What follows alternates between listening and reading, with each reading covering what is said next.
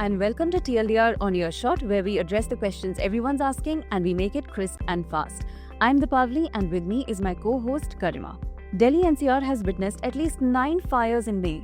In the latest one at Malviya Nagar, a blaze at a bed and breakfast killed 21 people, and unfortunately this is unlikely to be the last case.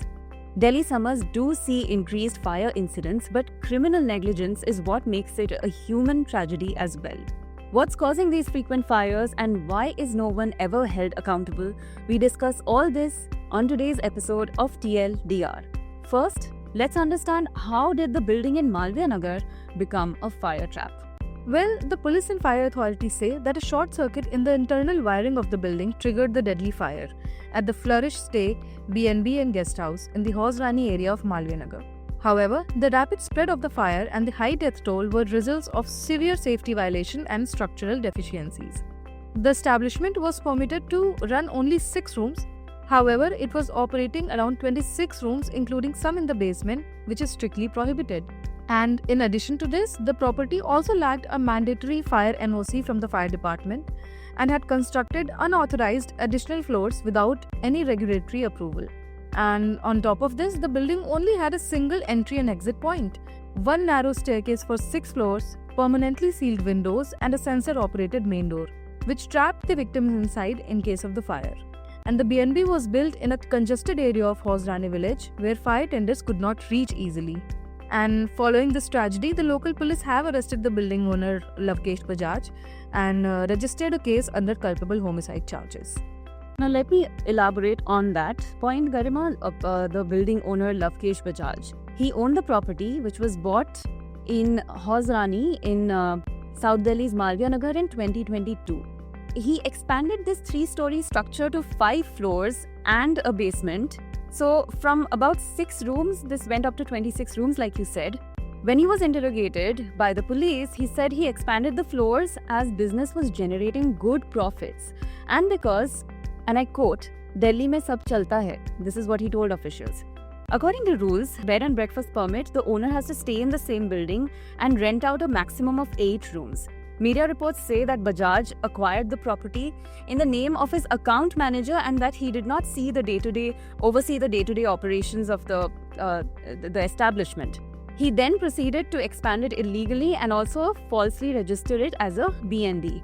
The rules say that before a license is awarded, the police, the officials from Delhi's Department of Tourism and the Ministry of Tourism must visit and vet the location. Somehow, despite all of these checks, a license was issued to him. MCD officials claim that Bajaj showed false documents, which is why he was given the permit. Now it gets worse. The building also did not have an NOC, like you said, no objection certificate from the fire department. The Delhi Fire Service said that multiple wooden and plastic frames were inside and outside the building. These were apparently decor and it was all made of flammable material. The building also did not have any external fire exit route. Now, Bajaj operates 2 other properties in the area which are now under scrutiny for alleged safety and regulatory violations. Meanwhile, the Delhi government has said that it will check all properties that are registered under the B&B license in the city. Now, we can't fix blame on just one person. It's an entire system that allows this kind of negligence to happen. So, Garima, you have more details on that. Yeah, you're right. The problem is the public and authorities wake up only after such incidents have already happened and we have, so many lives have lost. And many such hotels, eateries, shopping complexes, coaching centers and even residential buildings keep operating without necessary checks and NOCs from fire department and other concerned authorities. And even the authorities that are concerned to check these things never care to, conduct frequent checks unless there is a major tragedy that happens. The fire department and all the other authorities, they don't conduct regular checks to find whether such buildings have necessary permits, NOCs, whether or not they are following all these fire safety guidelines and other safety standards. They find out about these establishment flouting norms only after a massive fire has already taken place. And this attitude of concerned government authorities also comes to fore when the building in Saket collapsed, which claimed 6 lives. And as per the police, they knew that the building was weak and not safe for occupancy, and they have highlighted the matter to the MCD. But the municipal corporation failed to take any action, and which later led to, which claimed 6 lives. So the problem is most of the culprits, from owners and managers of these unsafe buildings to the authorities who are responsible for conducting checks and issuing NOCs. Everyone just gets away with such criminal negligence. There are no strict punishment or penalties. There is no fear. So that is why probably this, careless attitude continues to exist. Absolutely. The buck must stop somewhere, and it's high time that we wake up and act. Now let's focus on what's behind these repeated fire incidents. Of course, there's unbearable heat in the hot summers of Delhi every year, so cooling is crucial. But, there are systematic ways to keep cool.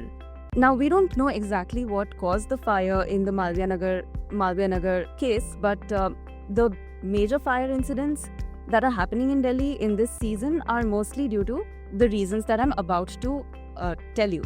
Reports say that overloaded circuits and poor air conditioning are the main reasons for these frequent fires. Our AC systems are not designed for continuous loads, and the compressors can get overheated and get worn out quickly. So overloading and improper servicing are the main culprits. And here are some safety checks that you can do yourself for protection of, your families. Always install stabilizers and do not connect directly to circuits that are not meant for high power drawing appliances. The ordinary electrical infrastructure, it's not built to support multiple high-capacity appliances for long hours, so have an economical approach when you're using such devices. Another tip is to maintain air conditioning temperature at the recommended 24 degrees Celsius. That's the most ideal. That's where the most effective cooling happens, and that's also the most economical use of our air conditioning appliances. So do not imagine that faster cooling happens at 18 degrees. It does not. Only the device has to work extra hard to bring the room to a temperature of 18 degrees Celsius.